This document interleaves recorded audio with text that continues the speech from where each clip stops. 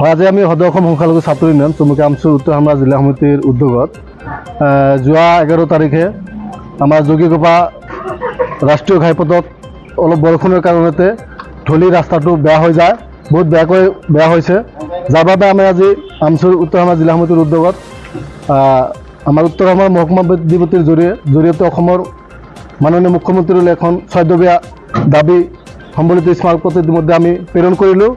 আমি অনতিপলমে এই যি কোম্পানীয়ে ৰাষ্ট্ৰীয় ঘাইপথৰ কাম কৰি আছে এই কোম্পানীটোক অনতিপলমে তদন্তৰ আওতালৈ আনিব লাগে আৰু লগতে কি কাৰণে এই ঘটনা সংঘটিত হ'ল তাৰ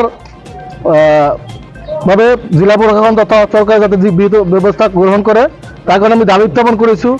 আৰু এই RSBI নামৰ কোম্পানীটোৱে অতি নিম্ন মানৰ সামগ্ৰী ব্যৱহাৰ কৰি তেখেতসকলে কাম কৰা আমাৰ দৃষ্টিগোচৰ হৈছে।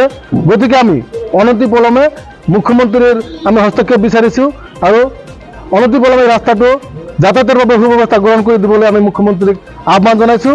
অন্যথা আমি অনাগত দিনত আমাৰ স্থানীয় ৰাইজক লগত লৈ আমি গণতান্ত্ৰিকভাৱে আন্দোলন গঢ়ি তুলিবলৈ আমি বাধ্য হ'ম।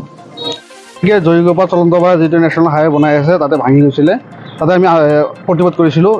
তাৰপিছত আজি আমি অসমৰ মুখ্যমন্ত্ৰীলৈ SDO চিভিলৰ জৰিয়তে এখন 6 দফীয়া দাবীৰে মুখ্যমন্ত্ৰীক স্মাৰকপত্ৰ প্ৰদান কৰিলোঁ যে এই যি কোম্পানী আছে সেই কোম্পানীটোৰ তদন্ত হাতত আনিব লাগে।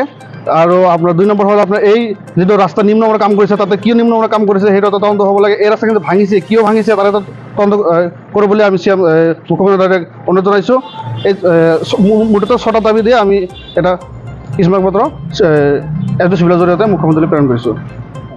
হয়, আজি সদৌ অসম সংখ্যালঘু ছাত্ৰ ইউনিয়ন আমচুৰ উত্তৰ হামৰা জিলা সমিতিৰ এটি সজাতি দলে আমাৰ উত্তৰ চলন্দাৰ মহকুমা অধিপতিৰ জৰিয়তে অসমৰ মাননীয় মুখ্যমন্ত্ৰী ডাঙৰীয়ালৈ 6 দফীয়া এখন স্মাৰকপত্ৰ প্ৰদান কৰা হৈছে। ইতিমধ্যে আপোনালোকে গমেই পাইছে যে যি টুলুংগিয়াৰ পৰা নৰনাৰায়ণ সেতুলৈ যি 4 লেনযুক্ত ৰাষ্ট্ৰীয় ঘাইপথৰ কাম চলি আছে, এই ৰাষ্ট্ৰীয় ঘাইপথৰ কাম ইতিমধ্যেই RSBI কোম্পানীয়ে যি কাম কৰিলে এই কামটো একেবাৰে নিম্নমানৰ কাম হৈছে। আমি আমচুৱে প্ৰত্যক্ষ কৰিছোঁ যে সামান্য পৰিমাণৰ বৰষুণ পৰিলে য'তে ত'তে খহি পৰা পৰিলক্ষিত হৈছে। যোৱা কিছুদিন আগত চলন্তপাৰাৰ উদয়নৰ কাষত থকা ফ্লাইঅভাৰখন কি কাৰণত ভাঙি পৰিল, ইমান ব্যয়বহুল 636 কোটি টকা খৰচ কৰি ৰাষ্ট্ৰীয় ঘাইপথৰ কাম চলি আছে আৰু এই চৰকাৰৰ ইমান ব্যয়বহুল খৰচৰ বিনিময়ত কৰা কাম অলপ